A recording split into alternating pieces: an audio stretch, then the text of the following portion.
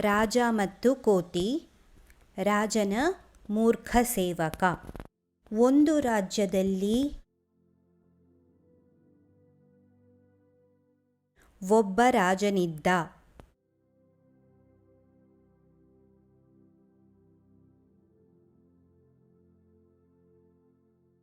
ಅವನು ಒಂದು ಕೋತಿಯನ್ನು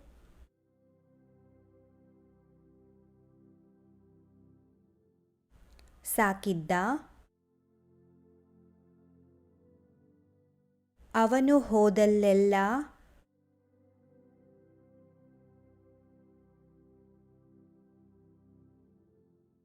ಕೋತಿಯನ್ನು ತನ್ನೊಡನೆ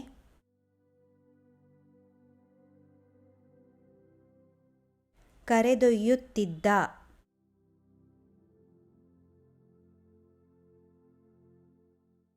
ಆ ಕೋತಿ ಯಾವಾಗಲೂ ರಾಜನ ಮಲಗುವ ಕೋಣೆಯಲ್ಲೇ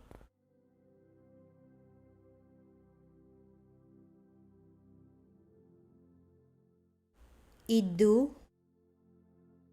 ರಾಜನನ್ನು ಕಾಯುತ್ತಿತ್ತು.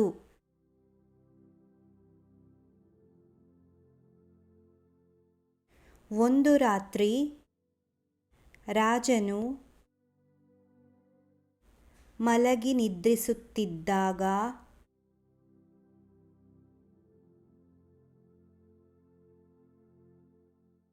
ಕೋತಿಯು ಅವನಿಗೆ ಬೀಸಣಿಗೆಯಿಂದ ಗಾಳಿ ಬೀಸುತ್ತಿತ್ತು. ಆಗ ಕಿಟಕಿಯಿಂದ ಒಂದು ನೊಣ ಹಾರಿ ಬಂದು ರಾಜನ ಮೂಗಿನ ಮೇಲೆ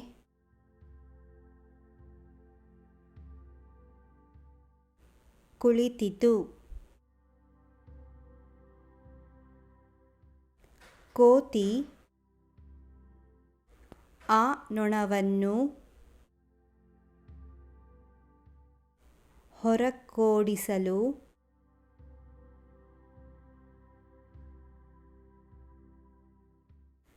ತುಂಬ ಪ್ರಯತ್ನಿಸಿತು. ಆದರೂ ನೊಣ ಹೋಗಲಿಲ್ಲ. ಕೋತಿಗೆ ಕೋಪ ಬಂತು. ಅದು ನೊಣವನ್ನು ಕೊಲ್ಲಲು ಖಡ್ಗವನ್ನು ಎತ್ತಿಕೊಂಡಿತು.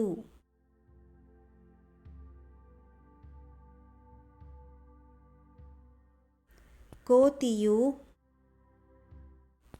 ನೊಣವನ್ನು ಓಡಿಸಲು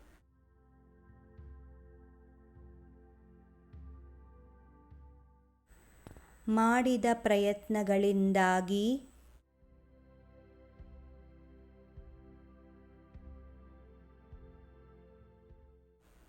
ಶಬ್ದ ಉಂಟಾಗಿ ರಾಜನಿಗೆ ಎಚ್ಚರವಾಯಿತು.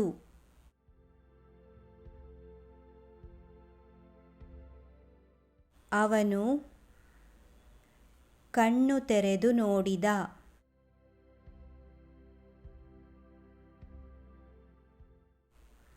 ಖಡ್ಗವನ್ನು ಎತ್ತಿ ಹಿಡಿದು ನೊಣವನ್ನು ಕೊಲ್ಲಲು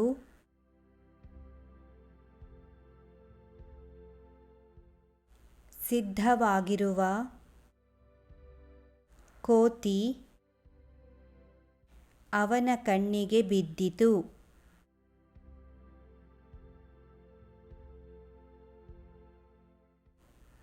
ಅವನು ಕೂಡಲೇ ಕೋತಿಯ ಕೈಯಿಂದ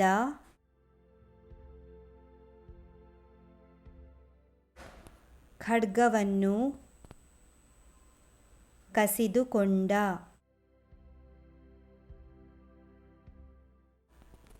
ದೇವರ ದಯೆಯಿಂದ ರಾಜನ ಪ್ರಾಣ ಉಳಿಯಿತು.